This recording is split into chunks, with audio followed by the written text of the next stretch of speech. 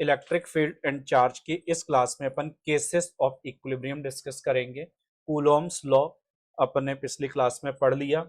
इस वाले क्लास के अंदर अपन केसेस ऑफ इक्विलिब्रियम पढ़ने जा रहे हैं। इक्विलिब्रियम का मतलब होता है किसी भी बॉडी पे, सिस्टम पे F net is equal to zero होना।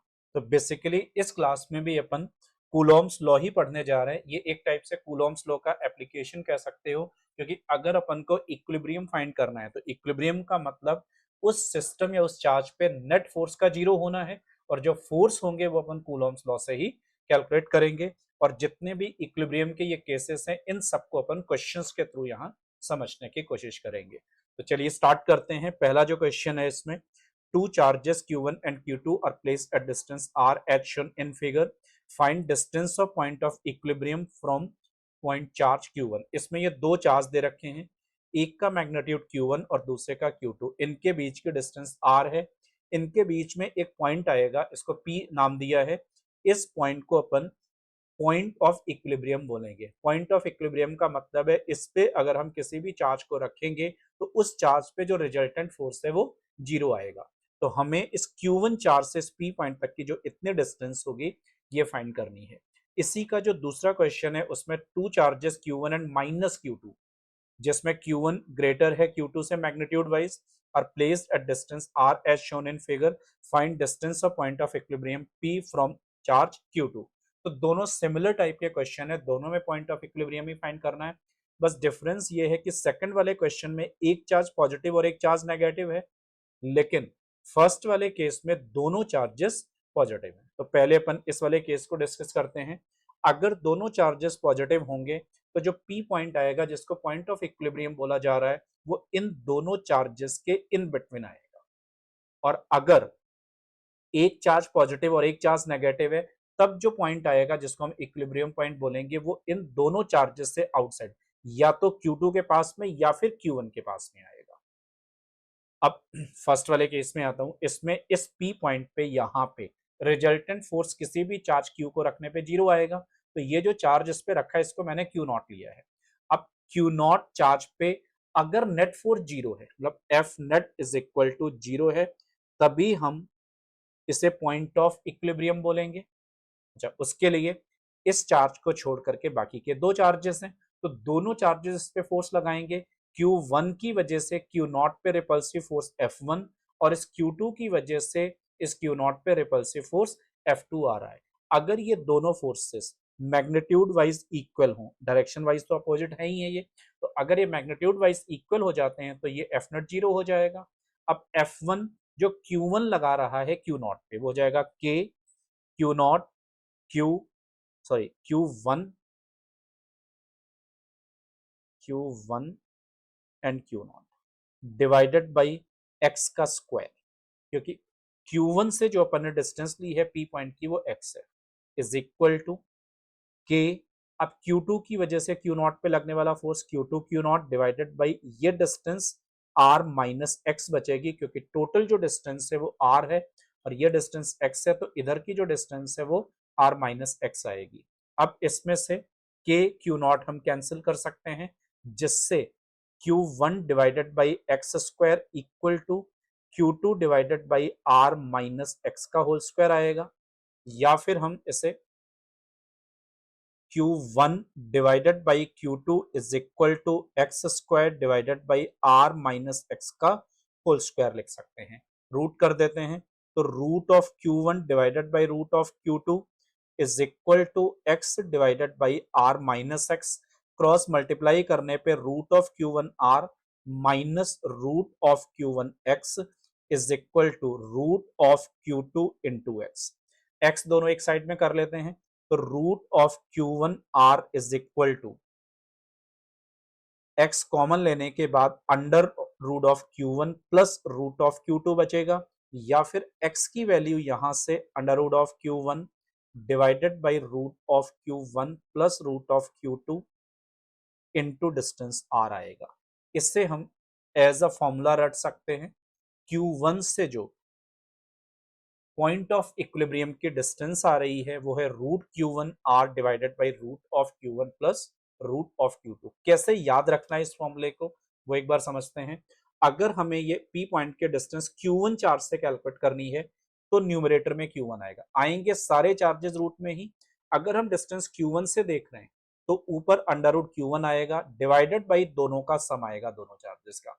अच्छा, यही अगर हम R माइनस एक्स कैलकुलेट करते हैं इसी वाले केस में, F1 इक्वल टू F2 लेकर के अगर R माइनस एक्स, जैसे ये R माइनस एक्स कैलकुलेट करते तो R माइनस एक्स की वैल्यू सॉल्व करने पे root of Q2 divided by root of Q1 plus root of Q2 into R आएगी।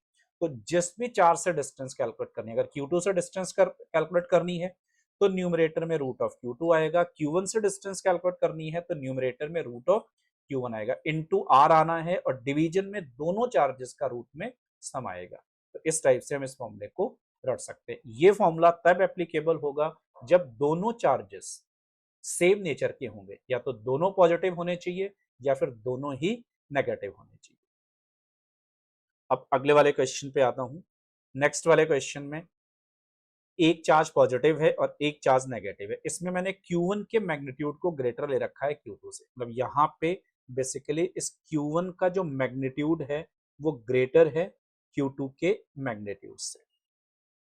अब इसमें अगर एक पॉजिटिव और एक नेगेटिव चार्ज आएगा और हम यहाँ पे इसके बीच में एक पॉइंट लेते हैं, यहाँ पे एक चार्ज रख दिया इनके इन बिटवीन पॉइंट पे, तो जो Q1 होगा वो इसको रिपेल करेगा, ये पॉजिटिव चार्ज है तो ये फोर्स इधर को आएगा Q1 का, और Q2 उसको अट्रैक्ट करेगा, तो दोनों फोर्सेस एक ही डायरेक्शन में हो जाएंगे।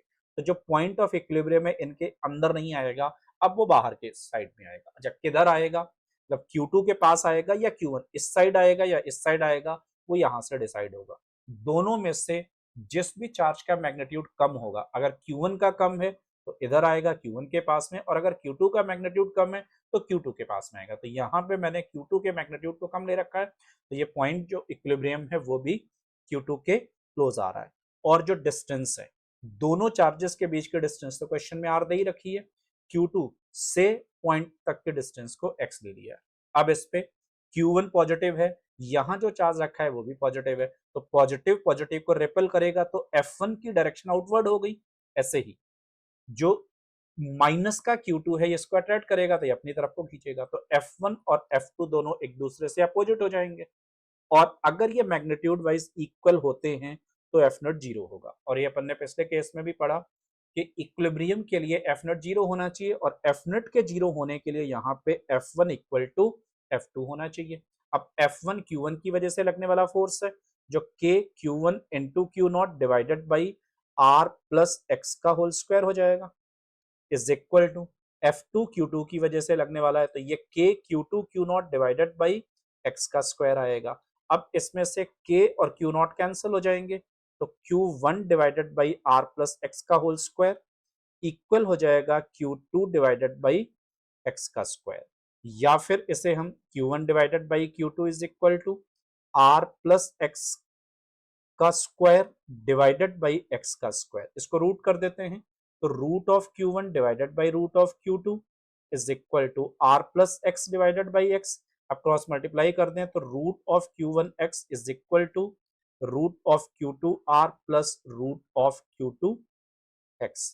x दोनों एक साइड में कर लें और कॉमन ले लेते हैं, तो x को कॉमन लेंगे, ये बचेगा under root of Q1 minus under root of Q2 is equal to root of Q2 into R, जिससे x की वैल्यू आ रही है under root of Q2 into R divided by under root of Q1 minus या subtraction का sign under root of Q2।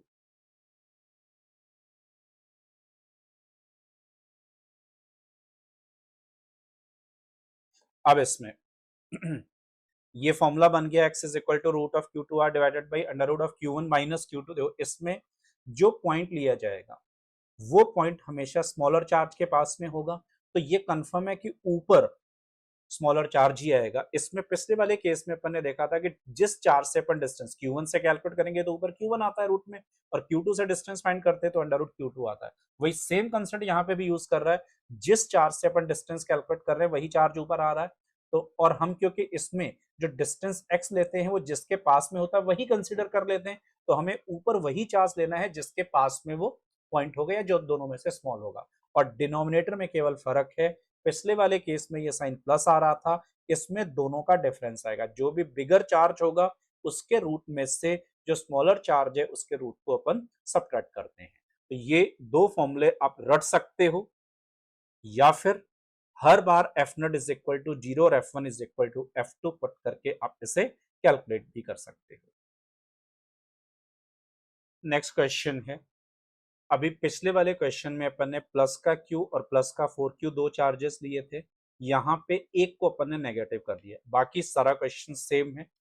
इसमें plus Q और plus का 4Q था, इसके लिए पोजीशन ऑफ इक्विलिब्रियम और उस चार्ज का मैग्नीट्यूड फाइंड करना था, जिससे कि रिमेनिंग दोनों चार्जेस इक्विलिब्रियम में हो। तो क्वेश्चन का पैटर्न बिल्कुल सेम है, बस एक पॉजिटिव और एक नेगेटिव कर दिया और इनके बीच का डिस्टेंस R है।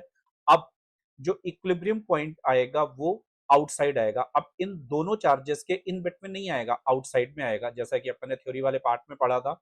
और इस डिस्टेंस को अपन ने x ले लिया। हाँ, आउटसाइड जो पॉइंट आएगा वो इधर भी हो सकता है, इधर भी हो सकता है। इन दोनों में से कौन सा चूज करेंगे वो अपन ने पहले डिस्कस किया था कि दोनों में से जिसका मैग्नीट्यूड कम होगा, 4Q और Q माइनस Q का मैग्नीट्यूड Q होगा, तो Q और 4Q में से Q कम है, तो जिसका भी मैग्नीट्यूड कम होगा उसके पॉइंट पास में पोजीशन ऑफ इक्विलिब्रियम आएगा। यहाँ पे P पॉइंट है जिस पे अपन एक चार्ज को रख रहे हैं। अब पहले तो ये डिस्टेंस कैलकुलेट करते हैं। इसके लिए फॉर्मूला था x, ऊपर हमेशा वो चार्ज दिया जाता है जिससे डिस्टेंस कैलकुलेट करनी है, और आउटसाइड वाले के लिए हमेशा स्मॉलर वाला ही लेते हैं, तो उसका मैग्नीट्यूड Q है, वो माइनस का Q है, पर हमें इस फॉर्मूले में केवल मैग्नीट्यूड पुट करना है, divided by under root of 4Q difference under root of Q into R। Under root Q common n cancel, तो ये डिस्टेंस R आ रही है सॉल्व करने पे। R अपॉन में 2 - 1 आएगा, मतलब x जो डिस्टेंस है ये इक्वल टू कितनी आ गई, R। तो दोनों डिस्टेंसेस आपस में इक्वल हो गई, ये वाले डिस्टेंस और ये वाले डिस्टेंस आपस में इक्वल है। तो पॉइंट ऑफ इक्विलिब्रियम अपन ने फाइंड कर लिया। अब आते हैं इस चार्ज का क्या मैग्नीट्यूड रखा जाए कि माइनस Q और प्लस Q, प्लस का 4Q दोनों इक्विलिब्रियम में हो पाए। तो इन दोनों में से किसी एक को हम चूज कर लेंगे। मैंने माइनस Q को चूज किया है। माइनस Q पे F नेट हमें 0 करना होगा, तो उसके लिए F net is equal to 0 at minus Q। अब दो फोर्सेस हैं जिसमें से ये वाला तो फिक्स चार्ज जो क्वेश्चन में दे रखा था ये अपन डिसाइड करेंगे। तो 4Q माइनस Q को अट्रैक्ट करेगा, तो ये फोर्स अट्रैक्शन की वजह से उसकी तरफ को आएगा, जिससे F1 इसको मैं सपोज कर रहा हूं, इस वाले फोर्स को, जो दूसरा है वो हमें पता है कि इससे अपोजिट ही होना चाहिए, तो F1 से अपोजिट आएगा दूसरा फोर्स F2 जो Q0 की वजह से लग रहा है। अब इसके जो डायरेक्शन होगी वो टूवर्ड्स तभी आएगा जब ये खुद पॉजिटिव होगा, क्योंकि ये वाला चार्ज नेगेटिव है, तो इस नेगेटिव और इस पॉजिटिव में तो अट्रैक्शन लग करके इधर को आएगा। तो अब ये हमें पता लग गया कि इस Q0 को पॉजिटिव होना होगा, जिसमें एफ नेट इक्वल टू 0 का मतलब है F1 equal to F2। F1 यहाँ पे 4Q की वजह से लगने वाला फोर्स है, तो K 4Q into Q divided by R का square is equal to K, जो F2 फोर्स है वो Q0 की वजह से लग रहा है, तो वो हो जाएगा Q0 into capital Q divided by distance, ये भी R स्क्वायर ही है, तो R स्क्वायर K और एक Q कैंसिल हो जाएगा, जिससे Q0 की वैल्यू यहाँ पे 4Q आ रही है। और क्योंकि अपन पहले ही फाइंड कर चुके थे यहां से कि ये पॉजिटिव ही होगा, तो ओवरऑल जो हमने चार्ज पॉइंट ऑफ इक्विलिब्रियम पे प्लेस किया है इसका मैग्नीट्यूड प्लस का 4Q होने पे बाकी के जो दोनों चार्जेस होंगे वो इक्विलिब्रियम में हो पाएंगे। नेक्स्ट क्वेश्चन है, find magnitude of charge small q placed at the centre of equilateral triangle of side L so that all charges at corner becomes in equilibrium. इसमें एक ये ट्रायंगल है जिसकी साइड L है और इसके तीनों कॉर्नर्स पे कैपिटल Q चार्ज है। इसका जो सेंटर पॉइंट होगा इसको हम पोजीशन ऑफ इक्विलिब्रियम बोल सकते हैं, क्योंकि यहाँ पे हम सेंटर पे किसी भी चार्ज को रखेंगे उस चार्ज का मैग्नीट्यूड चाहे जो मर्जी हो वो इक्विलिब्रियम में ही रहेगा इन तीनों फोर्सेस की वजह से। तो ये पोजीशन ऑफ इक्विलिब्रियम है। इसमें यहाँ पे कितना चार्ज रखा जाए, मतलब इस क्यू चार्ज का क्या मैग्नीट्यूड हो जिससे ये तीनों चार्जेस इक्विलिब्रियम में आ पाए। तो उसके लिए अपन ने जो चार्ज तीनों में से चूज किया है वो ये क्यू, इस वाले क्यू पे अपन रिजल्टेंट फोर्स 0 करना चाह रहे हैं। अब देखो इस पे इस क्यू पे कौन कौन से फोर्सेस लगेंगे, एक तो ये कॉर्नर वाले जो दो कैपिटल क्यू हैं ये रिपेल करेंगे इसको इस डायरेक्शन में F1 फोर्स से, और दूसरा जो क्यू है ये भी कुछ यूं इस डायरेक्शन में F1 से। ये दोनों फोर्सेस मैग्नीट्यूड वाइज इक्वल होंगे क्योंकि ये दोनों चार्जेस आपस में मैग्नीट्यूड वाइज इक्वल है और ये डिस्टेंसेस भी सेम है। अब जो सेंटर पे क्यू चार्ज रखा है उसकी वजह से जो तीसरा फोर्स आएगा वो इन दोनों फोर्सेस का जो रिजल्टेंट बनेगा, ये रिजल्टेंट इन दोनों के बीच में कुछ इधर को आएगा, उसकी जो डायरेक्शन होगी रिजल्टेंट की वो कुछ ऐसे आएगी, इस रिजल्टेंट फोर्स से अपोजिट होना चाहिए। मतलब इस क्यू को, स्मॉल क्यू को अट्रैक्ट करना पड़ेगा, तो इसे खुद को नेगेटिव होना पड़ेगा। तो जो स्मॉल क्यू है उसका नेचर यहाँ पे नेगेटिव चार्ज का होना चाहिए। अब कितना मैग्नीट्यूड होगा वो अपन कैलकुलेट कर लेते हैं। उसके लिए एफ नेट इक्वल टू 0 होना चाहिए किसी एक चार्ज पे। अच्छा, उस एफ नेट में कौन कौन से फोर्सेस आ रहे हैं? टोटल 3 फोर्सेस हैं, F1 और स्मॉल क्यू की वजह से लगने वाला F2। F1 और F1 के बीच का जो एंगल है वो इक्विलैटरल ट्रायंगल की वजह से 60 डिग्री आएगा। और अगर दो इक्वल वेक्टर्स 60 डिग्री पे लगते हैं तो जो उनका ये रिजल्टेंट आता है ये √3 टाइम्स हो जाता है, तो ये रिजल्टेंट F1 √3 हो जाएगा। F1 √3 की डायरेक्शन F2 से अपोजिट होगी। मतलब अगर F1 √3 इक्वल है F2 के, देन F नॉट 0 हो जाएगा क्योंकि आमने सामने के जो फोर्सेस होंगे वो कैंसिल हो जाएंगे।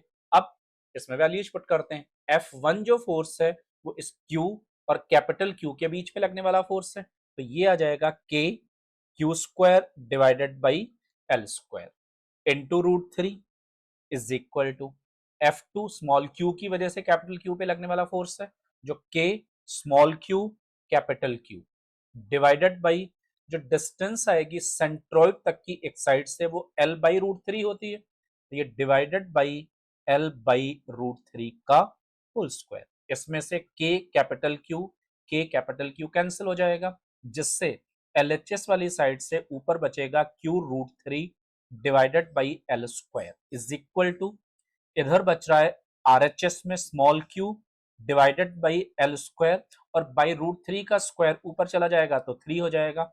L² से L² कैंसिल हो जाएगा, हमें स्मॉल q कैलकुलेट करना है, तो small q is equal to q √3 divided by 3 जो इक्वल टू q बाई √3 आ जाएगा। मतलब स्मॉल q का जो मैग्नीट्यूड आ रहा है वो q बाई √3 आ रहा है और हमने पहले ही फाइंड कर लिया था कि इसका जो नेचर है वो नेगेटिव चार्ज का होना चाहिए, तो small q equal to minus of q by √3। अगर माइनस q बाई √3 चार्ज अपन इसके सेंटर पे प्लेस करेंगे तो ये तीनों जो कॉर्नर वाले चार्जेस हैं ये तीनों इक्विलिब्रियम में आ जाएंगे और पूरा सिस्टम ऑफ चार्ज जो होता है, जो चार चार्जेस का यहाँ सिस्टम है, सिस्टम ऑफ चार्ज अपन इसी क्लास में पहले पढ़ चुके हैं कि हमेशा ही इक्विलिब्रियम में ही होता है। अगला टॉपिक है equilibrium of two hanging charge particles, जिसमें पहला पॉइंट है अगर M1 और M2 दोनों सेम है। यहाँ पे ये दो चार्ज पार्टिकल्स हैं या चार्ज बॉडीज हैं जिनके मास आपस में इक्वल हैं। दोनों पार्टिकल्स m मास के हैं, दोनों पे चार्ज Q1 और Q2, मतलब चार्ज डिफरेंट है, ये सेम भी हो सकता है डिफरेंट भी, लेकिन मास दोनों आपस में इक्वल है। इनको L लेंथ की स्ट्रिंग से कनेक्ट किया गया। रियलिटी में ये दोनों अगर हमने इस वाली पोजीशन से हैंग कर रखे थे तो वर्टिकली हैंग करके ये जो दोनों पार्टिकल्स है इसी जगह होने चाहिए थे, लेकिन क्योंकि इन दोनों पे इक्वल नेचर का चार्ज है, दोनों पे पॉजिटिव चार्ज है, तो वो रिपेल करेगा। रिपल्शन की वजह से वो यूं दूर चले जाएंगे, वो दोनों एक ही जगह होने के वजह से कुछ डिस्टेंस पे होंगे। अब इसके लिए सबसे पहली चीज, इस वर्टिकल के साथ में ये दोनों साइड के जो एंगल आएंगे ये इक्वल होंगे। मतलब हम ये कह सकते हैं कि इसमें θ1 और θ2, θ1 लेफ्ट साइड का और जो θ2 है वो राइट साइड का एंगल है और ये दोनों आपस में इक्वल होंगे और उसको अपन थीटा ले रहे हैं। मतलब अगर ये दोनों मासेस आपस में इक्वल हैं तो ये दोनों एंगल भी सेम होंगे। अगला जो केस है जिसमें अपन m1 ग्रेटर ले रहे हैं, इसमें ये दोनों एंगल आपस में इक्वल नहीं होंगे। पहले अपन फर्स्ट वाला केस देखते हैं। इसमें इन दोनों बॉडीज पे देखो कौन कौन से फोर्सेस आएंगे। सबसे पहला, इन पे वेट जो mg होगा वो नीचे की तरफ को लगना है, तो दोनों पे मैंने fg लिख रहा है या mg कह सकते हो, fg का मतलब ग्रेविटेशनल फोर्स है जो इक्वल टू mg होगा, तो दोनों पे mg वर्टिकली डाउनवर्ड डायरेक्शन में लगेगा। क्योंकि दोनों मास आपस में इक्वल हैं तो ये दोनों फोर्सेस भी इक्वल होंगे। दूसरी चीज, दोनों चार्ज पार्टिकल चाहे मैग्नीट्यूड वाइज इक्वल हो चाहे डिफरेंट हो, कूलॉम्स लॉ यही बोलता है कि दोनों एक दूसरे पे जो रिपल्सिव फोर्स लगाएंगे, यहाँ पे मतलब जो इलेक्ट्रोस्टैटिक फोर्स लगाएंगे, वो चाहे रिपल्सिव हो चाहे वो अट्रैक्टिव हो, दो चार्ज एक पार्टिकल्स एक दूसरे पे जो इलेक्ट्रोस्टैटिक फोर्स लगाते हैं वो आपस में मैग्नीट्यूड वाइज हमेशा इक्वल होता है। दोनों के लिए F is equal to K Q1 Q2 by R square formula ही लगता है। अब अगर ये दोनों चार्ज पार्टिकल इक्वल होंगे तब भी दोनों पे फोर्स सेम लगेगा, और दोनों अनइक्वल होंगे तब भी दोनों पे जो फोर्स है वो सेम लगेगा। और ये बेसिकली एक्शन रिएक्शन पेयर का ही एक पार्ट है, और एक्शन रिएक्शन पेयर हमें पता है वो हमेशा इक्वल एंड अपोजिट फोर्स होता है। तो दो चार्ज पार्टिकल चाहे सेम मैग्नीट्यूड के हों चाहे डिफरेंट मैग्नीट्यूड के हों, उनमें इलेक्ट्रोस्टैटिक फोर्स तो हमेशा सेम लगता ही है। यहाँ पे ग्रेविटेशनल फोर्स इसलिए सेम है क्योंकि दोनों का मास आपस में इक्वल है। अब इन दोनों फोर्सेस का Fe और Fg, इन दोनों का जो रिजल्टेंट है वो कुछ ऐसे आ रहा है, इसको मैंने F0 से डिनोट किया है। ऐसे इधर भी Fe और Fg का रिजल्टेंट ये आ रहा है। अच्छा, जिस भी डायरेक्शन में ये रिजल्टेंट आएगा उसी डायरेक्शन में स्ट्रिंग होगी, मतलब इस पे जिस डायरेक्शन में फोर्स लग रहा होगा उसी डायरेक्शन में स्ट्रिंग आ जाएगी। तो ये ऐसे एक सीधी लाइन होगी, यहाँ पे भी एक स्ट्रेट लाइन होगी। अगर ये एंगल थीटा है तो ये वाला एंगल भी थीटा, मतलब एफ नेट और एफ जी के बीच का एंगल, दूसरा वर्टिकल और स्ट्रिंग के बीच का एंगल, ये दोनों आपस में इक्वल होंगे। अब इसके लिए अगर इस ट्रायंगल को मैं यूज करता हूं, ये एक ट्रायंगल दिख रहा है हमें, इस वाले ट्रायंगल के लिए अगर टेन थीटा हम पुट करते हैं तो tan theta is equal to perpendicular upon base होता है। अच्छा, इस ट्रायंगल में ये परपेंडिकुलर होगा, ये बेस होगा, तो जो परपेंडिकुलर है ये वो बेसिकली एफ ई है और बेस एफ जी है, तो इसको इक्वल टू हम F E divided by F G बोल सकते हैं। एफ ई का मतलब क्यू ई होगा, नहीं सॉरी, यहाँ पे एफ ई का मतलब K Q one Q two divided by R square, जिसमें आर इन दोनों पार्टिकल्स के बीच की ये डिस्टेंस है, डिवाइडेड बाई एफ जी की वैल्यू एम जी होगी। तो हम यहां से टेन थीटा कैलकुलेट कर सकते हैं, जिस टेन थीटा की वैल्यू कितनी आ रही है, K Q one Q two divided by M G R square.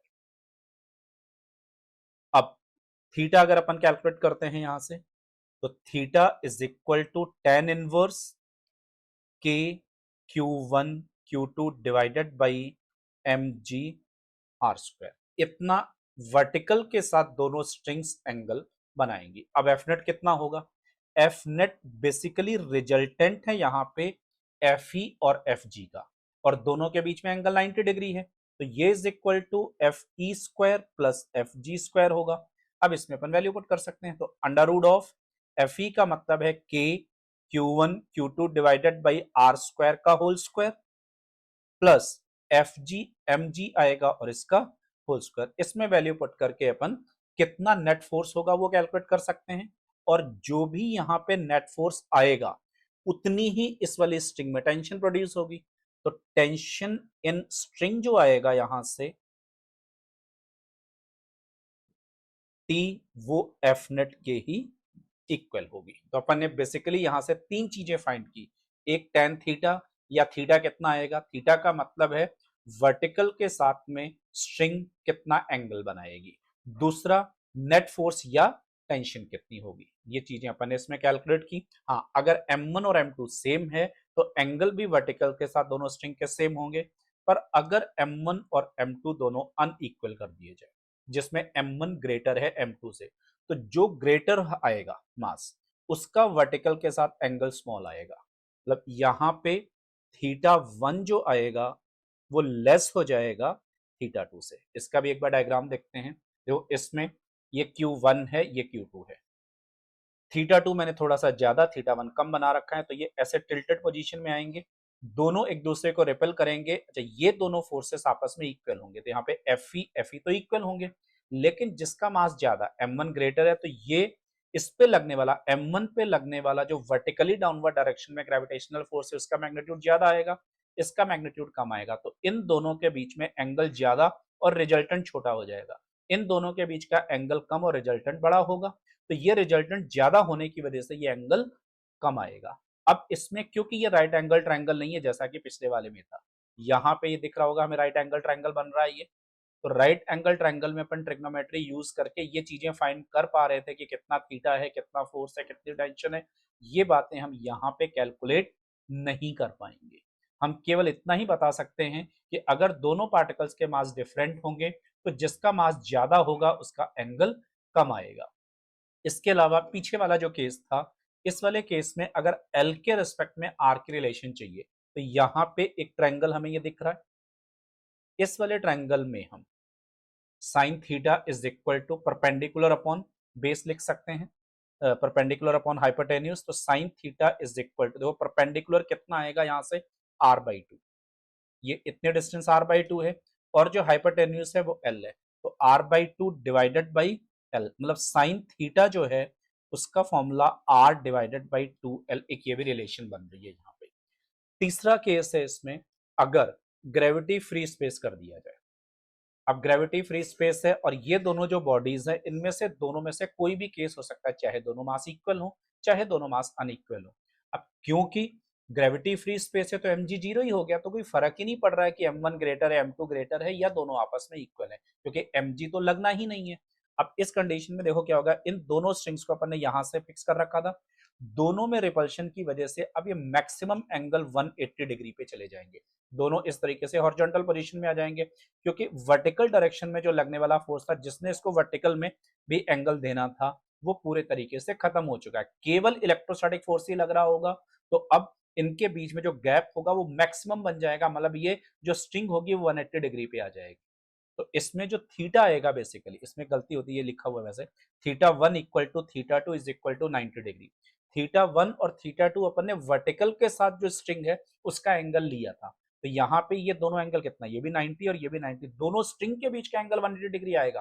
पर थीटा वन और थीटा टू आपस में इक्वल हैं और वो 90 डिग्री के इक्वल होंगे। अब इसमें अगर अपन टेंशन कैलकुलेट करें तो जो टी आएगा वो किसी भी एक इलेक्ट्रोस्टैटिक फोर्स के इक्वल बोला जा सकता है, और इलेक्ट्रोस्टैटिक फोर्स यहाँ पे कितना हो जाएगा, के। अगर दोनों चार्जेस डिफरेंट है तो Q1 Q2 सेम होंगे तो Q स्क्वायर डिवाइडेड बाई दोनों चार्जेस के बीच के डिस्टेंस। अब स्ट्रिंग की लेंथ L है तो दोनों चार्जेस के बीच की जो लेंथ होगी वो 2L हो जाएगी, और 2L का जो स्क्वायर आएगा वो 4L स्क्वायर हो जाएगा। तो जो टेंशन आ रही होगी इस स्ट्रिंग में वो K Q1 Q2 divided by 4L square के इक्वल होगी।